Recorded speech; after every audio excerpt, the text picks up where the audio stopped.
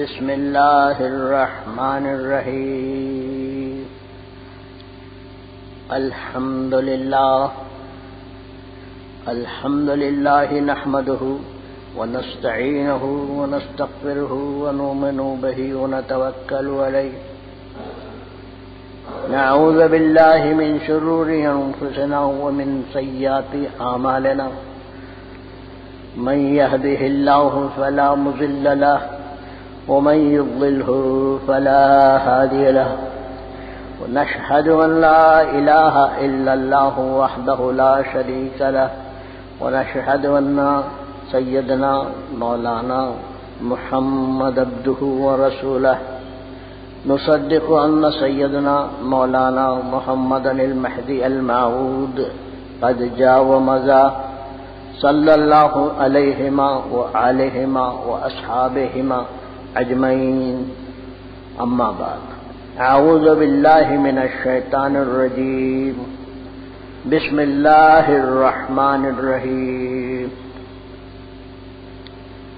محترم حضرات اور محترم خواتین،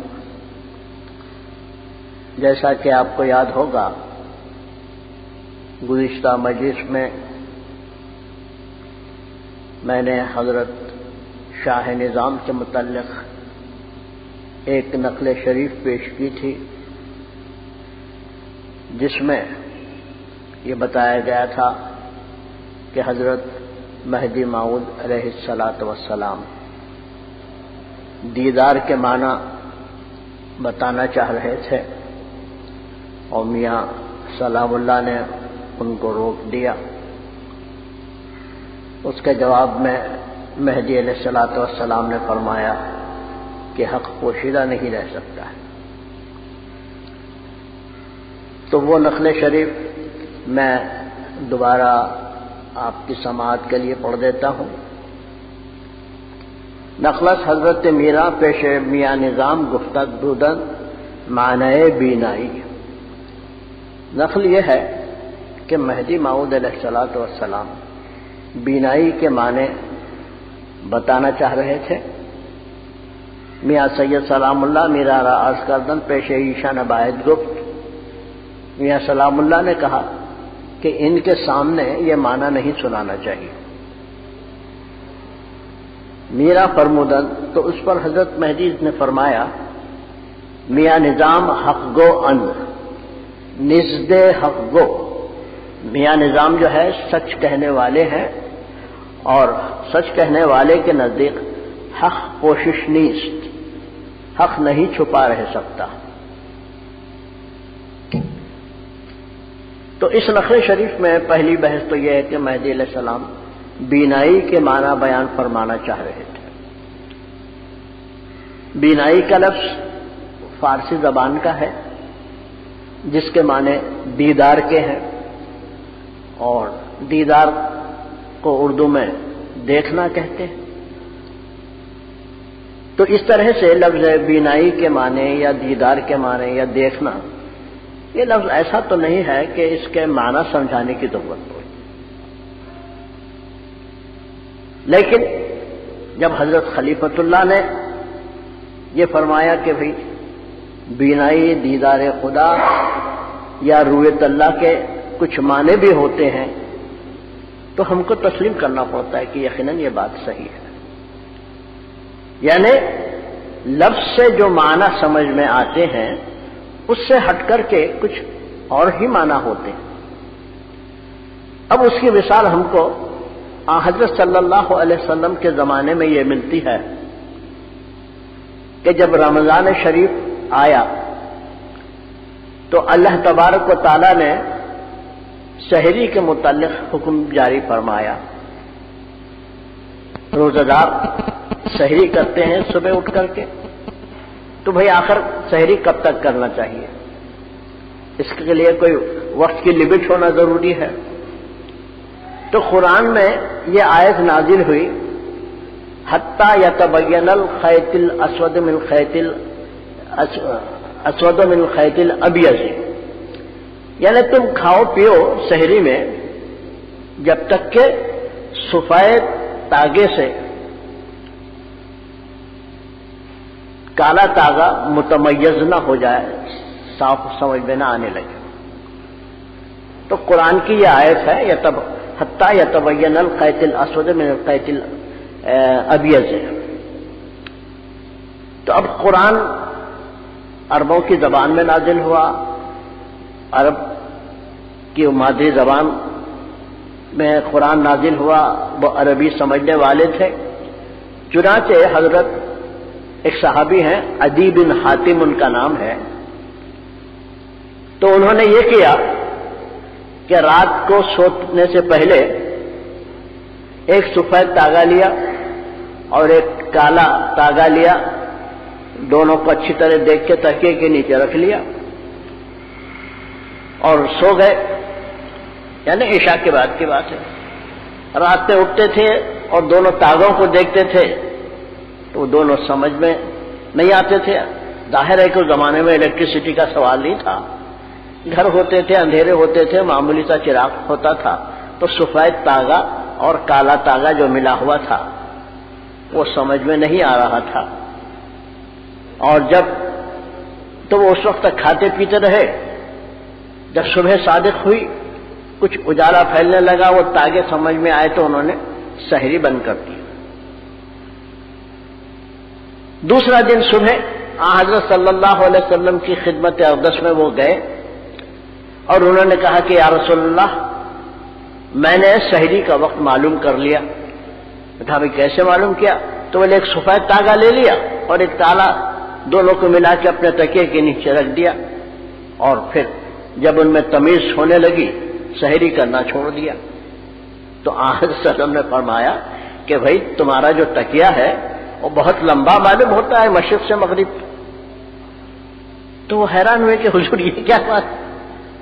تو حضرت صلی اللہ علیہ وسلم نے فرمایا کہ قرآن کے جو الفاظ ہیں خیط الابیض، خیط الاسود، سفید تاگا اور کالا تاگا، اس سے مراد یہ تمہارے تاگے نہیں ہیں، بلکہ جب فجر کا وقت ہوتا ہے تو آسمان میں شمال سے لے کے جنوب تک مشرقی سمت میں ایک سفیدی ظاہر ہوتی ہے، اس کو سفید تاگے کے طور پر تشبیہ دی گئی ہے قرآن میں، اور پھر وہ جو سیاہی ہوتی ہے اس کو کالے تاگے سے، یہ مراد ہے۔ تو یہ جو حدیث ہے اس کو سن کے بڑی حیرت ہوتی ہے ہم لوگوں کے لیے کہ مادری زبان عربی، قرآن عربی، بول چال عربی، سب معاملہ عربی کا ہے، لیکن پھر بھی صحابہ قرآن کے بعض معنوں میں گویا ان کو سمجھ میں نہیں آتے تھے، تو حضرت صلی اللہ علیہ وسلم کو اس کی تشریح کرنی پڑتی تھی کہ سفید داغا اور وہ سب افق سے مراد ہے، اس سے کالا تاغا یہ نہیں جو تم نے بنا کر کے رکھے۔ تو حضرت صلی اللہ علیہ وسلم کی سیرت میں گویا ہم کو یہ واقعہ ملا کہ آدمی جب کلام کرتا ہے تو اس کے ظاہری معنی تو اپنی جگہ ہوتے ہیں۔ اب قرآن میں اللہ پاک نے کالا تاغا اور سفید تاغا ہی الفاظ استعمال کیے ہیں، لیکن اس کا منشا وہ نہیں تھا۔ منشا تو حضرت صلی اللہ علیہ وسلم نبی کی حیثیت سے سمجھتے تھے، جانتے تھے، اللہ تعالیٰ ان کو بتاتا تھا۔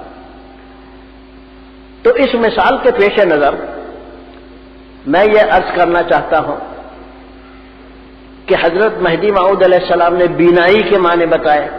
ارے بینائی کا لفظ کون نہیں جانتا صاحب؟ بینائی کے معنی دیکھنے کے ہیں، دیدار کے معنی دیکھنے کے ہیں، پھر اس سے ہٹ کر کے اور کیا معنی ہو سکتے ہیں؟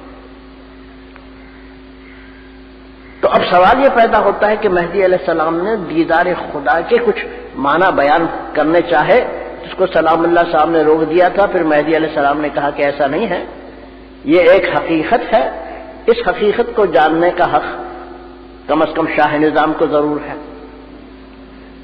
تو اب اس کی اور ایک مثال میں دیتا ہوں، اور جو بہت اہم ترین مثال ہے، اور وہ یہ ہے کہ ایک مرتبہ مہدی علیہ السلام کو ہجرت کرنے کا حکم ہوا۔ تو آپ کو تو معلوم ہے کہ مہدی جہاں جاتے تھے ایک دائرہ قائم ہو جاتا تھا، اس میں لوگ کچھ جھوپڑیاں بنا لیتے تھے اور ان جھوپڑیوں میں وہ رہتے تھے، اور جب اللہ تعالیٰ کا حکم ہوتا کہ بھئی یہاں سے ہجرت کرو تو مہدی علیہ السلام فوراً تیار ہو جاتے اور پھر وہ روانگی عمل میں آتی۔ تو ایک مرتبہ ایسے ہی ہوا کہ حضرت مہدی علیہ السلام کا دائرہ قائم تھا، حکم الہی ہوا کہ یہاں سے ہجرت کرو، تو آپ نے اعلان کرایا کہ بھئی چلو۔ تو اب بہت سے لوگ ایسے تھے جن کے پاس معمولی سا سامان تھا، انہوں نے کندھے پہ ڈال لیا، بہت سے لوگ اپنے بچوں کو لے کے نکلے، بہت سے لوگ سامان لے کے نکلے، بعض لوگ ان کے پاس بیل تھے، بعض لوگوں کے پاس گھوڑے ٹٹو تھے، ان سب پہ لے کے نکلے۔ تو اب یہ جو روانگی ہو رہی ہے مہدی علیہ السلام کی ایک مقام سے دوسرے مقام پر، تو اس میں ذرا سی تاخیر ہو گئی، ذرا سی دیر ہو گئی۔ تو مہدی علیہ السلام نے یہ فرمایا کہ شما از چوب خانه چوب بیرون شدهاند و اما از خانه استخوان بیرون نشدهاند۔ تو مہدی علیہ السلام فرماتے ہیں کہ تم لوگ لکڑی کے گھاس پھوس کے مکان سے تو باہر آئے ہیں، لیکن ہڈی کے مکان سے وہ بھی باہر نہیں آئے۔ تو محترم حضرات، دوبارہ آپ سماعت فرمائیے، یہ ہو رہا ہے ہجرت کا حکم کہ مہدی علیہ السلام یہاں سے وہاں روانہ ہو جائے۔ مہدی علیہ السلام اٹھ کھڑے ہوئے، آپ کے ساتھ سب لوگ اٹھ کھڑے ہوئے نکلے، لیکن لوگوں کو دیر ہوئی تو مہدی علیہ السلام نے فرمایا کہ تم لوگ اپنے گھاس پھوس کے مکانوں سے، اپنے جھوپڑوں سے، اپنے گھروں سے نکل کے تو آئے ہو، لیکن فَأَمَّا أَصْحَانَ اُسْتَخَانَ بِيرٌ نَشَوْدَرَنْ، لیکن ہڈیوں کے گھر سے بھی باہر نہیں نکلے۔ تو اس کے معنی یہ ہے کہ ہجرت جو گروہ مہدویہ میں لفظ استعمال کیا جاتا ہے، فرائض ولایت میں سے یہ بھی ایک فریضہ ہے۔ اس کے متعلق حضرت مہدی علیہ السلام نے فرمایا کہ مہاجر وہ ہے دراصل جو اپنے ہڈیوں کے مکان سے باہر نکل آتا ہے۔ تو بھی ہڈیوں کا مکان کیا مطلب؟ ہڈیوں کے مکان کا مطلب یہ ہے کہ یہ انسان کا ڈھانچہ،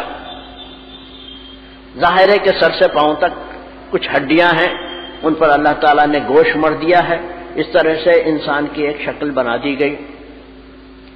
تو اب گروہ مہدویہ میں جو فرائض ولایت ہیں، ان فرائض ولایت میں سے ہجرت کرنا بھی ایک فرض ہے۔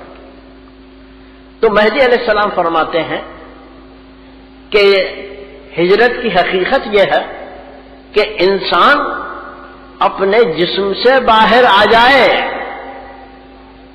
ہجرت کے یہ معنی نہیں کہ اب آپ اس مکان میں بیٹھے ہوئے ہیں اور کہا بھائی ہجرت کرو تو وہ یہاں سے نکلے اور چلے گئے، یہ بھی ہجرت ہے اور یہ ہجرت ظاہر ہے، لیکن اصلی ہجرت جو ہوتی ہے وہ باطنی ہجرت ہے، یعنی آدمی کا اپنے جسم کو چھوڑ کر نکلنا، یہ دراصل مہدی موعود علیہ السلام کا مقصود ہے، یہ دراصل مہدوی تعلیم کا مقصد ہے۔ گروہ مہدویہ میں جو فرائض ولایت مہدی علیہ السلام نے بیان فرمائے ہیں،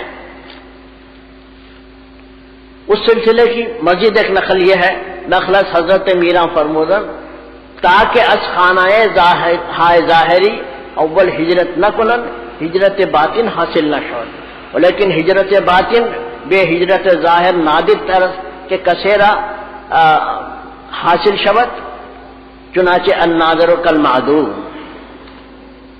مہدی علیہ السلام فرماتے ہیں کہ گروہ مہدویہ میں جو فرائض ولایت جاری کیے گئے ہیں ان میں ایک ہجرت ہے، اور ہجرت کی دو قسمیں ہیں، ایک ہجرت ظاہری، دوسرے ہجرت باطنی۔ ہجرت ظاہری تو یہ ہے کہ آپ اپنا گھر بار، محلہ، وطن، شہر جہاں بھی آپ رہتے ہیں اس کو چھوڑ کر نکل جائیں، یعنی دوسرے مقام پر چلے جائیں، یہ تو ہجرت ظاہر ہوئی، اور یہ دراصل ابتدا ہے ہجرت باطن کی، اور فرماتے ہیں اول ہجرت ظاہر نہ کند ہجرت باطن حاصل نہ شود، پہلے ہجرت ظاہری حاصل کرنا چاہیے، اس کے بعد ہجرت باطن کی ضرورت ہوتی ہے، اور ہجرت باطن کے بغیر گویا ہجرت کہلا نہیں سکتی۔ تو اب یہاں میں مزید تشریح عرض کروں گا، وہ یہ ہے کہ فرائض ولایت، جیسا گزشتہ مرتبہ میں نے کہا تھا کہ عام مسلمانوں پر یا مہذبیوں پر دو قسم کے فرائض ہیں۔ ایک تو فرائض شریعت ہے، نماز، روزہ، حج، زکوٰۃ، اس کے ساتھ تمام باتیں، یہ فرائض شریعت کہلاتے ہیں، جن کا حکم فقہ کی کتابوں میں، دینیات کی کتابوں میں آپ کو ملتا ہے۔ اب مہذبی ہونے کی حیثیت سے ہمارے لیے کچھ فرائض ولایت بھی ہیں۔ تو شریعت ایک ظاہری چیز کا نام ہے، ولایت ایک باطنی چیز کا نام ہے، ایک پوشیدہ چیز کا نام ہے، چھپی ہوئی چیز کا نام ہے، روحانی چیز کا نام ہے۔ تو فرائض ولایت کے لفظ سے ہی یہ سمجھ لینا چاہیے کہ ان فرائض کا تعلق انسان کے باطن سے ہے، انسان کی روح سے ہے، انسان کے پوشیدہ احوال سے ہے، اور اس کا تعلق ظاہر سے بالکل نہیں ہے۔ لیکن بدقسمتی یہ ہوئی کہ لفظ ہجرت سننے کے بعد ہم نے ہجرت کی ظاہری قسم کی گفتگو شروع کی اور ہجرت باطن کی طرف غور نہیں کیا، حالانکہ مہدی کی نقلیات میں ہجرت باطن کا بھی تذکرہ ہے، اور آپ فرماتے ہیں کہ پہلے ہجرت ظاہر کرو، اس کے بعد ہجرت باطن حاصل کرو، اور اس کے بغیر گویا کام نہیں بنتا۔ تو اب میں مختصر سے روشنی ڈالتا ہوں، اور وہ یہ ہے کہ سب سے پہلے اللہ تعالیٰ کا ذکر ہم کو کرنا ہے، اور ذکر کے معنی یاد دلانے کے ہیں بھولی ہوئی چیز کو۔ ذکر کا مطلب تو ہم یہ سمجھتے ہیں کہ بھائی الا اللہ تو ہے، لا الہ ہو نہیں کہہ دینا، بھائی یہ ذکر ہے، کرتے بیٹھو۔ یہ بات ظاہری حد تک صحیح ہے، لیکن اصل بات کیا ہے؟ لفظ ذکر کے معنی خود بھولی ہوئی چیز کے یاد دلانے کے ہیں، تو جب ہم الا اللہ تو ہے، لا الہ ہو نہیں کہتے ہیں، تو اس میں کون سی بھولی ہوئی چیز ہے جس کو ہم یاد کر رہے ہیں؟ تو بھولی ہوئی چیز یہ ہے کہ انسان کا اصل تعلق اللہ تعالیٰ کی ذات سے ہے، لیکن جب انسان اس دنیا میں آ جاتا ہے جو اینٹ اور پتھر کی بنی ہوئی دنیا ہے، یہ مادی دنیا ہے، یہ فزیکل ورلڈ ہے، جب اس میں آدمی داخل ہو جاتا ہے تو یہ سمجھتا ہے کہ جیسے دوسری مخلوقات ہیں میں بھی ویسا ہی ہوں، کیونکہ اپنے سامنے وہ جانوروں کو دیکھتا ہے بالخصوص کہ وہ جاندار ہیں، انسان کی طرح چلتے پھرتے، کھاتے پیتے، بچے پیدا کرتے وغیرہ۔ تو جس طرح سے حیوانی زندگی اس دنیا میں ہے، انیمل لائف، تو ہم سمجھتے ہیں کہ بھائی انسان بھی ایسا ہی ہے، لیکن حقیقت ایسی نہیں ہے، کیونکہ انسان کو اللہ تعالیٰ نے اشرف مخلوق بنایا، اور قرآن میں اس کا ذکر فرمایا کہ انی جاعل فی الارض خلیفہ، کہ میں اس دنیا میں اپنا ایک نائب بھیجنے والا ہوں۔ تو اب ظاہر ہے کہ انسان اور دوسری مخلوقات اور حیوانات وغیرہ کی طرح نہیں ہے، بلکہ اللہ کا خلیفہ ہے، اشرف مخلوق ہے، تو اس کو دوسروں سے الگ ہونا چاہیے۔ لیکن ہم یہ بات بھول گئے، ہم یہ سمجھ گئے کہ بھائی یہ دنیا ہے، اس میں اور چیزیں بھی پیدا ہوتی ہیں، ہم بھی پیدا ہو گئے، اور چیزیں چلی جاتی ہیں، ہم بھی چلے جائیں گے، بات ختم ہو گئی۔ تو واقعہ یہ نہیں ہے، اسی بات کو یاد دلانے کے لیے کہ اے انسان تیرا تعلق اللہ کی ذات سے ہے۔ تو اب یہ بات ایسی ہے کہ اس کو بار بار رٹنا پڑتا ہے، یاد کرنا پڑتا ہے، اسی کا نام ہے اللہ کا ذکر، اللہ کو یاد کرنا، کیونکہ ہم اللہ کو بھول گئے اور ہم یہ سمجھ گئے کہ بھئی ہم بھی آب و گل کے بنے ہوئے ہیں، مٹی کے ہیں، گوشت کے ہیں، پوست کے ہیں، کیا ہیں، کدھر ہیں، اور ہم اپنے آپ کو اسی دنیا کا حصہ سمجھتے ہیں، حالانکہ ہم اس دنیا کا حصہ نہیں ہیں، ہمارا تعلق باطن سے ہے۔ تو اب جو ذکر اللہ مہدویوں میں کیا جاتا ہے، ذکر تو وہ ایک ہی ہے، لا الہ الا اللہ، کوئی معبود نہیں ہے سوائے اللہ کے۔ لیکن اس بات کو مہدی علیہ السلام نے یوں سمجھایا کہ دیکھو اس کے دو حصے ہیں، لا الہ اور دوسرا حصہ ہے الا اللہ۔ تو لا الہ جب کہتے ہیں تو اپنی نفی کر دو، یہ کہو کہ میں نہیں ہوں، یعنی میں یہ گوشت پوشت کا انسان اور پھر دوسری مخلوقات سے میرا تعلق نہیں ہے، میں ویسا نہیں ہوں، میرا تعلق خدا کی ذات سے ہے۔ الا اللہ، تو ہے، اے اللہ تو ہے، تو میرے بدن میں، میرے وجود میں، مجھ میں تو ہے۔ تو اب اس بات کو یاد کرنا، اسی کا نام ہے ذکر۔ تو اب سوال یہ ہے کہ آدمی جب اللہ کا ذکر کرتا ہے تو وہ اس دنیا سے تعلق توڑ کر کے اللہ کی ذات سے اپنا تعلق جوڑتا ہے۔ تو اب جب ذکر کی شدت ہوتی ہے اور ذکر تیزی کے ساتھ کیا جاتا ہے، بہت بڑی تعداد میں کیا جاتا ہے، تو جو اللہ تعالیٰ کی صفات ہیں وہ انسان میں جلوہ گر ہونا شروع ہوتی۔ تو اب اللہ تعالیٰ کیسے ہیں، کیا ہے، تو آپ کو معلوم ہے۔ اللہ تعالیٰ اعلیٰ ہیں، اللہ تعالیٰ قدیر ہیں، طاقتور ہیں، اللہ تعالیٰ ساری قدرت رکھنے والے ہیں۔ تو نتیجہ اس کا یہ ہوتا ہے، انسان جب اللہ تعالیٰ سے رشتہ جوڑتا ہے تو اس میں خدائی صفات پیدا ہونے لگتی۔ ویسے خدائی صفات تو آدمی میں پہلے ہی سے موجود ہیں۔ مثال کے طور پر اللہ تعالیٰ کا نام ہے بصیر، دیکھنے والا، انسان بھی دیکھتا ہے اپنی آنکھوں سے۔ اللہ تعالیٰ کا نام ہے سمیع، سننے والا، انسان بھی سنتا ہے اپنے کانوں سے۔ اللہ کا نام ہے کلیم، بولنے والا، انسان بھی بولتا ہے۔ اللہ تعالیٰ کا نام ہے قدیر، قدرت رکھنے والا، انسان اپنے ہاتھوں سے، اپنے پاؤں سے کام کرتا ہے، اس میں بھی قدرت ہے۔ لیکن یہ سب چیزیں محدود قسم کی ہیں، یعنی آپ دیکھ رہے ہیں، آپ کی نظر کہاں تک جاتی ہے؟ صاحب دیوار تک جا کے رک جاتی ہے، اس کے آگے آپ نہیں دیکھ سکتے۔ مگر اللہ تبارک و تعالیٰ کے سامنے تو کوئی رکاوٹ نہیں ہے، وہ آسمان پر ہیں، سمجھ لیجئے زمین کی تہ تک دیکھتے ہیں، مشرق کو دیکھتے ہیں، مغرب کو دیکھتے ہیں، ہر چیز کو دیکھتے ہیں۔ تو انسان میں اور خدا میں فرق یہ ہے کہ انسان محدود ہو گیا ہے، مقید ہو گیا ہے خدائی صفات کو لے کر کے، اور اللہ تبارک و تعالیٰ اپنی پوری صفات کے ساتھ مقام اعلیٰ پر ہے۔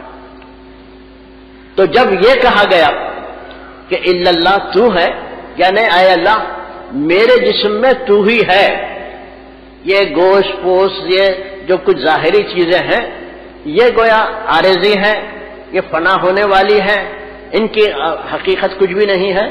اصل حقیقت یہ ہے کہ انسان کے جسم میں خدا داخل ہے۔ کیوں؟ وہ اس طرح سے کہ جب اللہ تعالیٰ نے آدم علیہ السلام کا جسم تیار کیا، مٹی سے ایک ڈھانچہ بنایا، تو فرشتوں سے اللہ تعالیٰ نے ارشاد فرمایا کہ اے فرشتوں، جب میں اپنی روح میں سے تھوڑی سی روح انسان کے جسم میں پھونک دوں تب تم اس کو سجدہ کرنا۔ تو اللہ تعالیٰ نے اپنی روح میں سے تھوڑی سی روح پھونک دی، تو قرآن کے الفاظ ہیں نفخت فیہ من روحی، آدم کو سجدہ اس وقت کرو جب میں اپنی روح میں سے تھوڑی سی روح پھونک دوں، نفخت فیہ من روحی۔ جب اللہ تعالیٰ نے یہ کہا آدم اٹھ کے بیٹھ گئے، اور جب آدم کا وجود ثابت ہو گیا تو فرشتوں نے یعنی ملکوت نے، ملائکہ نے ان کو سجدہ کیا۔ اب رہا ایک جو نفسانی قوت تھی جس کا نام شیطان ہے، اس نے نہیں کیا، اس نے آدمی کو چیلنج کیا، خری الگ باتیں ہو جاتی ہیں۔ تو اس طرح سے آپ یہ دیکھ رہے ہیں کہ انسان کے اندر وہ خدا کی ذات ہے، خدا کی روح ہے، لیکن انسان اس کو بھول کر کے اپنے آپ کو اور دوسری مخلوقات کی طرح سمجھتا ہے۔ تو اب گروہ مہدویہ میں یہ ذکر بتایا گیا کہ بھائی تم الا اللہ، لا الہ الا اللہ جو کہتے ہو تو اس وقت ایسا سمجھو کہ میں دراصل ان تمام چیزوں سے نہیں ہوں، میرا تعلق اللہ سے، الا اللہ تو ہے، اے اللہ تو ہی میرے جسم میں ہے، لا الہ ہو نہیں، میں گویا ان تمام چیزوں سے نہیں۔ تو اب آپ دیکھ رہے ہیں کہ ذکر کے معنی تو یاد کرنے کے ہیں، اللہ اللہ ایسا آپ کہتے جائیں تو وہ ذکر کی تعریف میں وہ لفظ آ جاتا ہے ظاہری طور پر، لیکن حقیقت کیا ہے؟ حقیقت یہ ہے ذکر کا باطن، اور ذکر کا باطن یہ ہے کہ جب آپ اللہ تعالیٰ کا ذکر کرنے کے لیے بیٹھ جائیں تو اپنی سانس کے ذریعے سے اللہ کے نام کو اپنے جسم میں داخل کریں، اور پھر اپنی سانس کے ذریعے سے اپنے ظاہر کو دور کریں، تو اس کا نتیجہ یہ ہوگا کہ یہ جو انسان ہے، میں نئے الفاظ میں کہنا چاہتا ہوں کہ اللہ تبارک مہدی موعود علیہ السلام کی تعلیم یہ ہے کہ یہ جو عام انسان ہے وہ سپر ہیومن بن جائے۔ مہدی کا دراصل پروگرام یہی تھا، آپ آئے تھے اسی واسطے کہ آپ اپنے تمام ماننے والوں کو سپر ہیومن بنانا چاہتے ہیں، فوق البشر۔ یہ بشر تو ہیں سب کچھ، لیکن فوق البشر۔ اب اس کی مثال کیا ہے صاحب؟ اس کی مثال یہ ہے، ایک مرتبہ حضرت شاہ نظام رضی اللہ عنہ کی اہلیہ محترمہ نے فرمایا شاہ نظام سے کہ حضرت گھر میں پانی نہیں ہے۔ تو شاہ نظام نے کہا اچھی بات ہے بھائی، آپ گھڑا لے لیے، گھڑے لے کے گھر سے باہر نکلے، اور وہ کنواں بہت دور پر تھا، جہاں سے پانی لانا ہے وہ ایک کوس پر 2 کوس پر ایسے دور پر تھا، اور شاہ نظام گئے اور واپس آئے تو آپ کی بیوی نے کہا کیا پانی لائے؟ انہوں نے کہا بھائی دیکھو یہ کیا پانی۔ تو حیران ہو گئے، انہوں نے کہا کیا گھر کے باہر کوئی آدمی کھڑا تھا پانی لے کے جس سے آپ لے کے آئے؟ کہا نہیں بی بی، میں گھڑا لے کے کنویں تک گیا تھا اور آ گیا۔ اس کا مطلب یہ ہے کہ شاہ نظام رضی اللہ عنہ کے پاؤں کے نیچے ساری زمین اس طرح سے لپٹ میں آ گئی کہ ایک لمحے میں آپ نے گھڑا اٹھایا اور یہاں سے وہاں تک کا فاصلہ طے کیا، اور اس فاصلے سے جا کے پانی بھر لیا اور گھڑے میں لیا اور آگے۔ آپ کے گھر والے حیران کہ بھئی اتنا جلدی پانی کیسے آ سکتا ہے؟ تو اصل حقیقت کیا ہے؟ یہ جو ڈسٹینس ہے، یہ جو اسپیس ہے، یہ جو جگہ ہے، اس کو آپ نے منٹوں میں پورا کر لیا۔ تو مہدوی تعلیمات کے حاصل ہونے سے جو باطنی تعلیمات ہیں، انسان کے لیے ٹائم اینڈ اسپیس کوئی بات نہیں رہتی، یعنی مکان و زمان کا جو مسئلہ ہے سائنسدانوں کے سامنے وہ مہدوی کے سامنے نہیں رہتا۔ خیر شاہ نظام رضی اللہ عنہ کا اور ایک واقعہ میں آپ کو سناتا ہوں کہ 1-2 آدمی آپ کے پاس آئے کہ حضرت ہم آپ کے مرید ہونا چاہتے ہیں، میں عام الفاظ استعمال کر رہا ہوں۔ تو ایک کو تو آپ نے مرید کر لیا اور دوسرے سے کہا بیٹھ کل آنا، وہ شخص چلے گیا، دوسرے دن آیا تو اس کو مرید کر لیا۔ تو آپ کے اصحاب نے پوچھا کہ میاں ایسا کیوں کیا آپ نے؟ پہلے دن آپ نے اس کو روانہ کر دیا اور پھر دوسرے دن اس کو آپ نے مرید کیا۔ تو کہا بھائی دیکھو، جب وہ شخص میرے سامنے آیا تو میں نے اس کے باطن پر نظر ڈالی تو دیکھا کہ اس کے باطن میں ایمان نہیں ہے۔ پھر یہاں سے میں نے لوح محفوظ پر نظر ڈالی اللہ تعالیٰ کے لیے، تو وہاں بھی دیکھا کہ اس میں ایمان نہیں ہے۔ پھر وہاں سے خدائے قدیر کے علم قدیم پر نظر ڈالی تو وہاں نظر آیا کہ اس میں ایمان ہے۔ تو پھر میں نے اللہ تعالیٰ سے عرض کیا کہ اللہ یہ شخص میرے پاس آ رہا ہے، آپ اس کو با ایمان بنا دیجئے۔ بہرحال یہ معاملہ ہوا، دوسرے دن جب وہ آیا تو آپ نے اس کو مرید کیا۔ تو محترم حضرات، یہ ایک مہدوی کی مثال ہے کہ جس نے مہدی علیہ السلام کی تعلیم پر عمل کیا تو اس کا گیا نتیجہ کیا نکلا؟ اس کا نتیجہ یہ نکلا کہ کہاں اللہ تبارک و تعالی، کہاں لوح محفوظ، کہاں علم قدیم،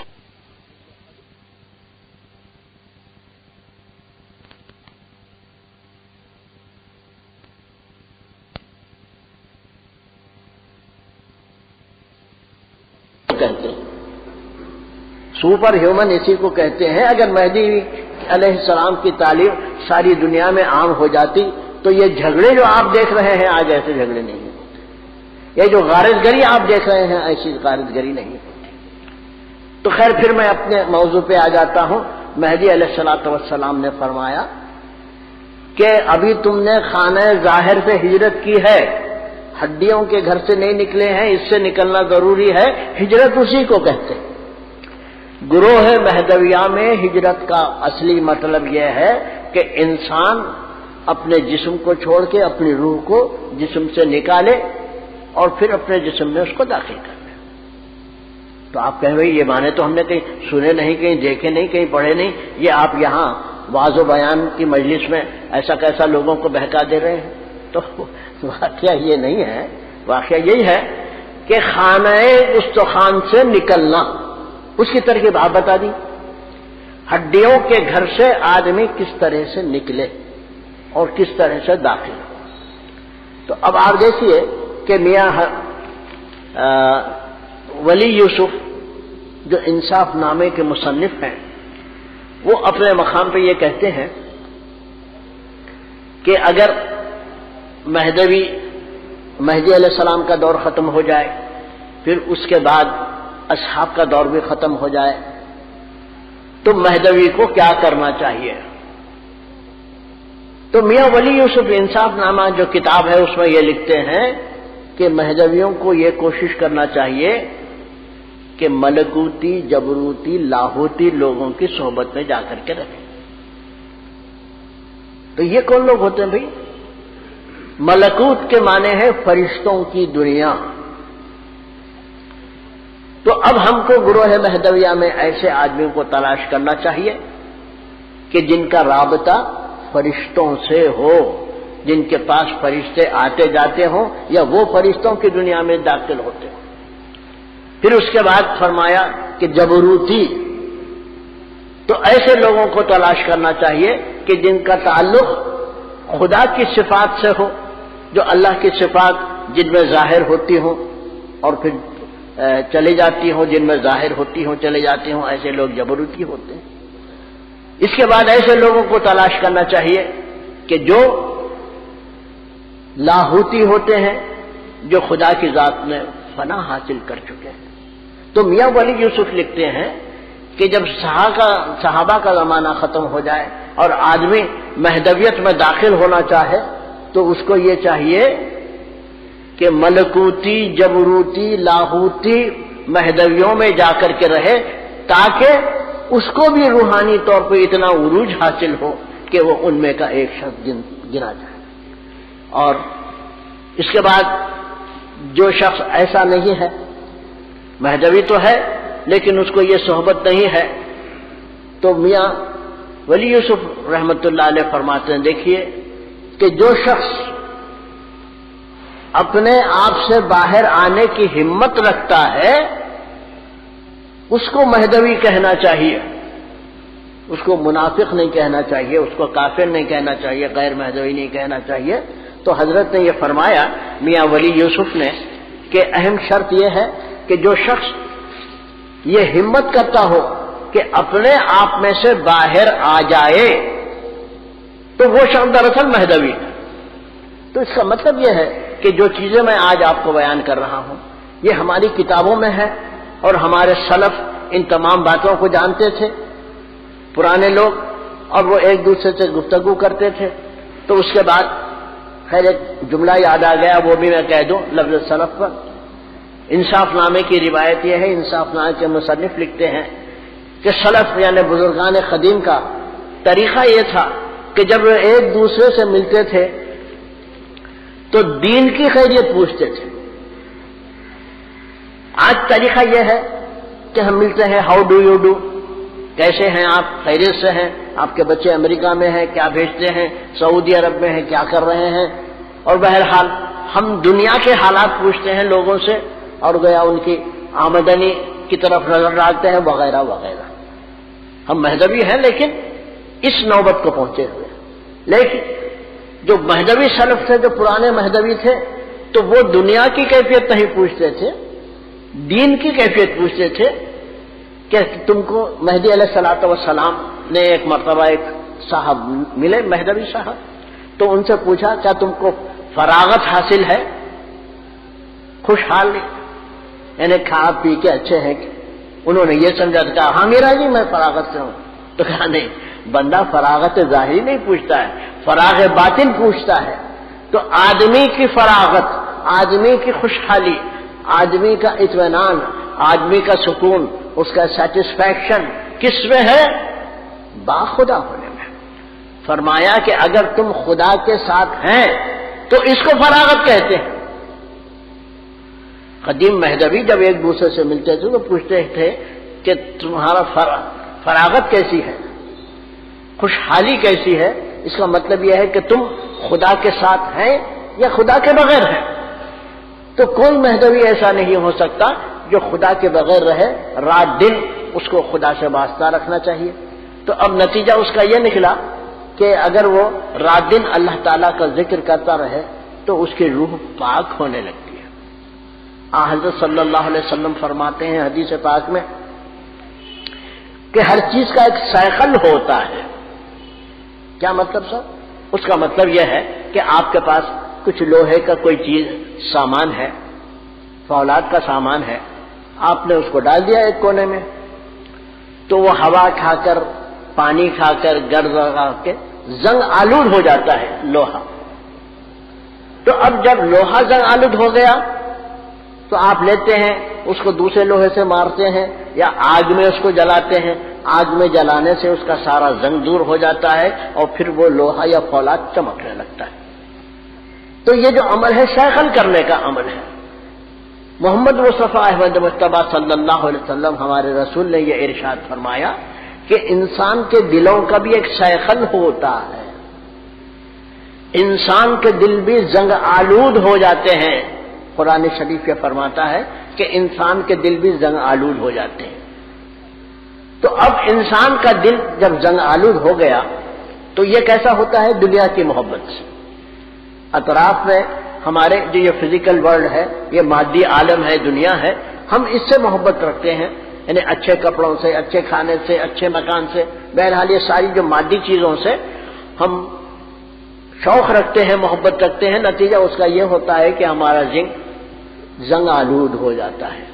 تو اللہ کے رسول فرماتے ہیں دل کا ایک سائیکل ہے اور وہ ہے لا الہ الا اللہ کا ذکر. تو لا الہ الا اللہ کا جو ذکر ہے اس کی خصوصیت یہ ہے کہ آپ جتنا پڑھتے جائیں گے اتنا دل میں صفائی آتی جائے گی، دل کا زنگ دور ہوتا چلا جائے گا، دل میں ایک چمک پیدا ہوگی، دل میں ایک روشنی پیدا ہوگی. اور اگر آپ اپنے ذکر کو جاری رکھیں، ظاہر ہے کہ ذکر دوامی ہوتا ہے، ذکر کثیر ہوتا ہے، جیسے قرآن میں فرمایا ہے وَاذْكُرُوا اللَّهَ ذِكْرًا كَثِيرًا کہ اللہ کا بہت زیادہ ذکر کرو. تو اس کا نتیجہ یہ ہوتا ہے کہ وہ روح جو آپ کے اندر ہے اس پر سے زنگ چھٹنے لگتا ہے اور وہ روح اس جسم سے باہر نکلنے کے قابل ہو جاتی ہے. ذکر اللہ ایک ایسی چیز ہے اس کے کرنے سے انسان کی روح باہر آ سکتی ہے اور پھر دوبارہ داخل بھی ہو سکتی ہے. تو یہی بات مہدی علیہ السلام نے فرمائی کہ تم لوگوں نے ہجرت تو کی، یہ اینٹ اور پتھر کا جو مکان ہے اس کے باہر تو آ گئے، لیکن تمہارے جسم میں تم قید ہیں، اپنے جسم سے باہر نہیں آئے. اس کو ہجرت باطنی کہتے ہیں. حضرت صلی اللہ علیہ وسلم نے اپنی حدیث میں فرمایا ہے، میں وہ حدیث سناتا رہتا ہوں آپ کو، کہ دنیا انسان کے لیے قید خانہ ہے اور دنیا میں ایک مومن قیدی کی حالت پہ رہتا ہے. دنیا کافر کے لیے جنت ہے، مسلمان کے لیے قید خانہ ہے. ظاہر ہے قید خانہ کوئی پسندیدہ جگہ نہیں ہوتی، کوئی آدمی خوشی سے قید میں رہنا نہیں چاہتا، جیسے کہ انسان کی نیچر ہے، قید سے باہر نکلنا چاہتا ہے. تو انسان کی روح جو اس جسم کے اندر قید ہو گئی ہے، تو یہ جو ہمارا جسم ہے حقیقت میں دنیا وہی ہے. ترک دنیا کا جو لفظ گروہ مہدویہ میں رائج ہے، میں ابھی اس عنوان پر تو آیا نہیں ہوں، لیکن عرض کرنا چاہتا ہوں دنیا سے مراد دراصل یہ انسان کا جسم ہے. ترک دنیا کا مطلب یہ ہے کہ اس جسم کو چھوڑو، اپنی روح کو اس جسم سے باہر نکالو. تو یہ حقیقت میں ترک دنیا ہے. جب اس جسم سے روح باہر نکل کے آئے گی تو پھر وہ کیا ہوگا؟ مطلق ہو جائے گی. یعنی ایسا ہے کہ ہماری روح قید ہے اور اس قید خانے میں رہ کے وہ بھگت رہی ہے. مختلف چیزوں کا رنج ہوتا ہے. ہم کسی چیز کو، کسی خوشحال آدمی کو دیکھتے ہیں اور اپنے پر رنج ڈالتے ہیں، اور جب ہمارے پاس اتنے $1,000,000 نہیں ہوتے تو ہم کو رنج ہوتا ہے کہ بھائی اس کے پاس تو $1,000,000 ہے، ہمارے پاس ڈالر نہیں ہے. ایک رنج ہوتا ہے، ایک افسوس ہوتا ہے. بہرحال تو یہ روح جب تک اس جسم میں ہے وہ ایسے ہی قید رہتی ہے، جب اس جسم سے باہر آ جائے، مطلق ہو جائے، تو پھر وہ خدا سے جا کر مل جاتی ہے۔ تو اب جب خدا سے جا کے روح مل جائے گی تو وہ خدا کو دیکھ لے گی، خدا اس کو دیکھ لے گا۔ اس طرح سے مہدی علیہ الصلوۃ والسلام نے دیدار کو سمجھایا ہے۔ لفظ دیدار، لفظ رویت، لفظ بینائی، خدا کا دیدار، ہم جو یہ سمجھتے ہیں کہ بھئی خدا کہیں بیٹھا ہوا ہے، اس کو جا کے آنکھوں سے دیکھ لیں، ظاہر ہے کہ ہم نے یہ جو معنی سمجھ لیے ہیں یہ معنی غلط ہے۔ دیدار خدا کا مطلب دراصل realisation of God in oneself, کہ اپنے جسم میں، اپنے بدن میں، اپنے وجود میں، اپنے پیکر میں، اپنی ہستی میں، اپنی شخصیت میں اللہ تبارک و تعالیٰ کا آپ اگر جلوہ دیکھنے کے قابل ہو گئے ہیں تو وہ دراصل دیدار ہوتا ہے۔ تو اب اس کا نتیجہ کیا ہے صاحب؟ اس کا نتیجہ یہ ہے کہ آدمی انلمیٹڈ ہو جاتا ہے۔ قید میں ہے تو لمیٹڈ ہے، مقید ہے، اور جب دیدار خدا حاصل ہوتا ہے تو انلمیٹڈ ہوتا ہے۔ اور پھر ظاہر ہے کہ اس وقت اس کی یہ جو دنیاوی خواہشیں ہیں اسے مٹ جاتی ہیں۔ ایک ایسا معاشرہ، ایک ایسا سماج، ایک ایسی سوسائٹی، ایک ایسی سوشل گیدرنگ، یعنی دائرے میں جتنے رہنے والے لوگ تھے وہ آپس میں لڑتے نہیں تھے۔ کیوں؟ لڑائی کا جذبہ ان میں ختم ہو گیا تھا۔ وجہ یہ ہے کہ وہ جس چیز کو حاصل کرنا چاہتے تھے ان کو مل جاتی تھی۔ ہر چیز خواہی از خدا، آپ اللہ سے خواہش کیجئے کہ اللہ میری یہ درخواست ہے، یہ میری حاجت ہے، اللہ اس کو پوری کر دے۔ یعنی سوال ہی پیدا نہیں ہوتا تھا کہ میں یہ جو چیزیں حاصل کرنا چاہتا ہوں کیسے ملیں گی، کس آدمی کو میں مار ڈالوں، کس کے گھر میں چوری کروں، کس کے گھر میں نقب لگاؤں، کس کو گمراہ کروں، کون سا بینک لوٹ لوں۔ ان تمام باتوں کی کوئی ضرورت نہیں، اس واسطے کہ جب خدا تعالیٰ جیسی طاقت آپ میں، مہدی علیہ الصلوۃ والسلام جو فوق البشر بنانا چاہ رہے تھے انسان کو، تو اس میں کیا ہوتا تھا؟ خدا کی طاقتیں اس آدمی میں آ جاتی تھی۔ تو اب مہدی علیہ الصلوۃ والسلام کی ایک اور نقل میں آپ کو سناتا ہوں، اور اس میں مہدی علیہ السلام فرماتے ہیں کہ انسان کو یہ چاہیے کہ خدا کو تلاش کرے۔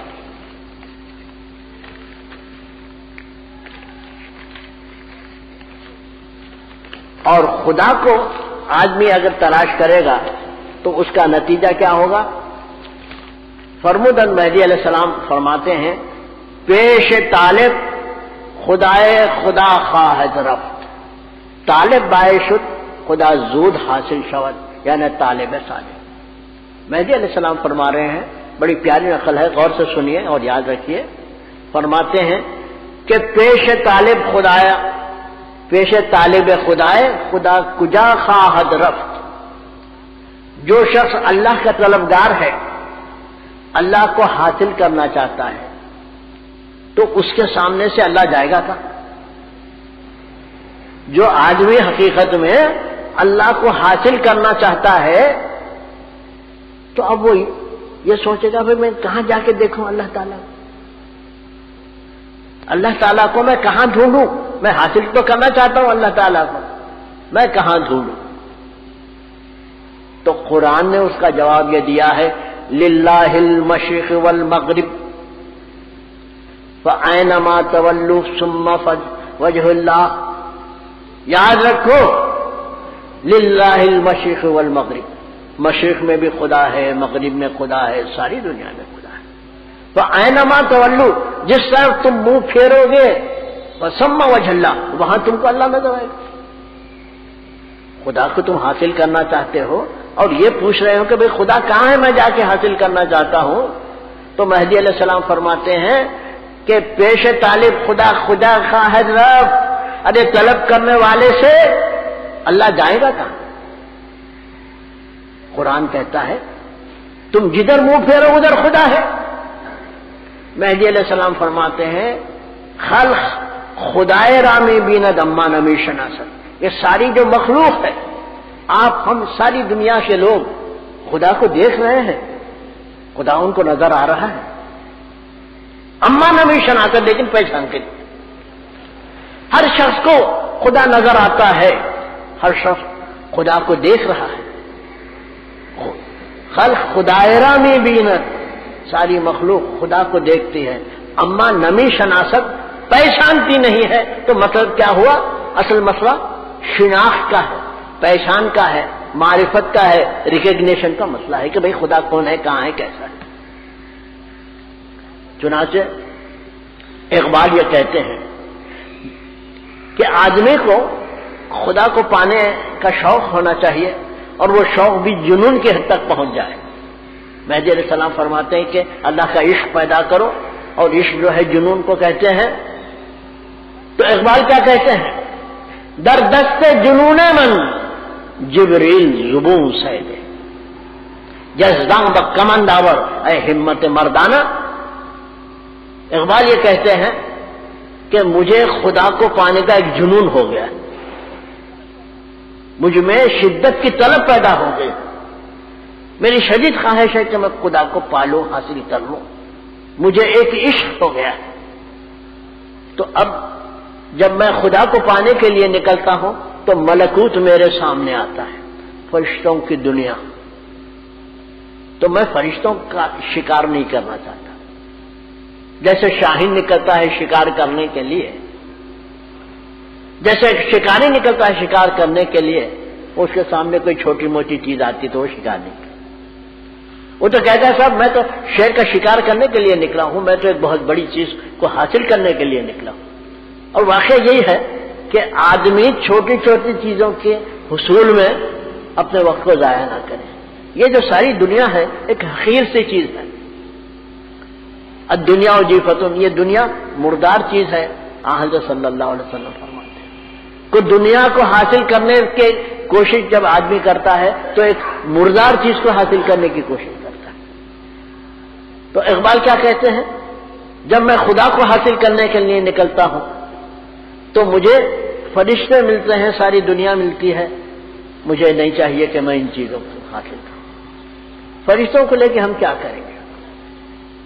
در دست جنون من، میرا جو عشق ہے اس کا در دست جنون من جبریل زبوں سیدے، جبریل ایک معمولی سا لکھا ہے، یزداں بکمنداور اے ہمت مردانہ، میں خدا کو حاصل کرنا چاہتا ہوں۔ تو انہوں نے ایسی تشبیہ دی ہے کہ جیسے کوئی آدمی جنگل میں جائے اور اس کے ہاتھ میں ایک رسی ہو، ایک پھندا ہو، اور وہ اپنے شکار پہ پھندا ڈالے اور شکار کو پکڑ کے گھسیٹ لے۔ اقبال کہتے ہیں کہ یزداں بکمند آور، اپنے جال میں خدا کو پکڑ لے۔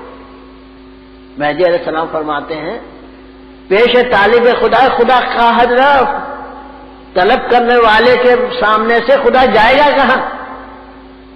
طلب صادق ہونا خدا مل جاتا۔ فرماتے ہیں پیش طالب خدا ہے، خدا خواہد، جو اللہ کا طلبگار ہے جب وہ ڈھونڈنے کے نکلتا ہے تو خدا سامنے ہی رہتا، کہیں دور نہیں جاتا۔ طالب باعث شد، سچی طلب کرنے والا بن جاؤ خدا کے لیے، خدا زود حاصل می شود، اللہ تعالیٰ بس یوں تم کو مل جائیں گے۔ اور جب آدمی خدا کو حاصل کر لے گا تو یہ اس کی جو ساری قوتیں ہیں سب خدائی قوتیں بن جائیں گی اور وہ سپر ہیومن بن جائے گا۔ مہدی علیہ السلام کا جو پروگرام تھا وہ یہی تھا کہ لوگ اللہ والے بن جائیں۔ تو ہم بولے بھائی اللہ والے بن جائے کا مطلب یہ کونے میں جا کے بیٹھ جائیں، کوئی اللہ جائے تو کھا لے، نہیں تو چلے جائے۔ ارے بھائی یہ مطلب نہیں تھا۔ ظاہر ہے کہ جب آدمی خدا سے وابستہ ہو جاتا ہے تو اس آدمی کے لیے خاص طور پر دونوں دنیایں آسان ہو جاتی ہیں۔ کون سی دنیا صاحب؟ یہ دنیا جس میں ہم ہیں۔ پھر کون سی دنیا؟ جو اس کے بعد آنے والی دنیا۔ تو ہمارے بزرگوں نے لکھا ہے کہ اللہ تعالیٰ کا ذکر اس واسطے کرنا چاہیے کہ ہم کو مرنے کے بعد کوئی دغدغہ لگا نہ رہے۔ یہ نہیں کہ بھئی کیا ہوگا کیا نہیں ہوگا، وہ نئی دنیا ہے جس میں ہم داخل ہوں گے، تو اس دنیا میں اطمینان سے رہنے کے لیے ذکر اللہ کرنا چاہیے، اور ذکر اللہ کی خصوصیت بھی یہی بتائی گئی ہے۔ حضرت صلی اللہ علیہ وسلم نے فرمایا ہے کہ لا الہ الا اللہ ایک ایسا کلمہ ہے، ایک ایسا جملہ ہے، تم اس کو پڑھتے رہو گے تو خیر دنیا جیسے بھی ہے تمہاری سنور جائے یا نہ سنورے، اس سے کوئی بحث نہیں ہے، لیکن اہم چیز یہ ہے کہ آخرت سنور جاتی ہے۔ الا اللہ تو ہے، لا الہ نہیں، لا الہ الا اللہ کا کلمہ پڑھنے سے انسان مرنے کے بعد ایک خوشحال زندگی بسر کرتا ہے، اور پھر مرنے کے بعد اس کو گیا خدا کا دیدار بھی حاصل ہوتا ہے۔ تو مقصد یہ ہے کہ مہدی علیہ الصلوۃ والسلام نے جو یہ فرمایا کہ تم ہڈیوں کے گھر سے باہر آ جاؤ، یہ آپ کی تعلیم تھی، اسی کا نام ہجرت تھا۔ لوگوں نے اس پہ غور نہیں کیا، تو اسی طرح سے میں نے جو نقل شروع کی تھی وہ نقل یہ تھی کہ مہدی علیہ السلام نے بینائی کے دیدار خدا کے معنی بیان کرنا چاہے، اور وہ سلام اللہ صاحب نے روک دیا۔ تو اب بینائی کا سوال کیا ہے؟ تو مہدی علیہ الصلوۃ والسلام سے ایک شخص نے پوچھا کہ حضرت یہ جو خدا کے دیدار کی آپ بات کرتے ہیں وہ کیا بات ہے؟ تو مہدی علیہ السلام نے کہا کہ رؤیت اللہ بہذہ العین، اللہ کا دیدار انہی آنکھوں سے ہونے کا ہے۔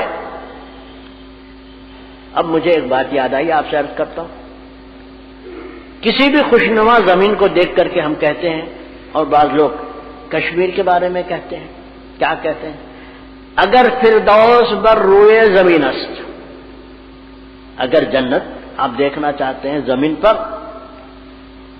تو کسی خوشگوار مقام کو دیکھیے، کسی باغ کو دیکھیے کہ وہاں پر نہریں جاری ہیں، وہاں ہریالی پھیلی ہوئی ہے، وہاں میوہ درخت ہیں، وہاں خوشنما اور رنگین پرندے ہیں۔ بہرحال ہم سمجھتے ہیں کہ یہ جنت ہے، یہ دنیا ہے۔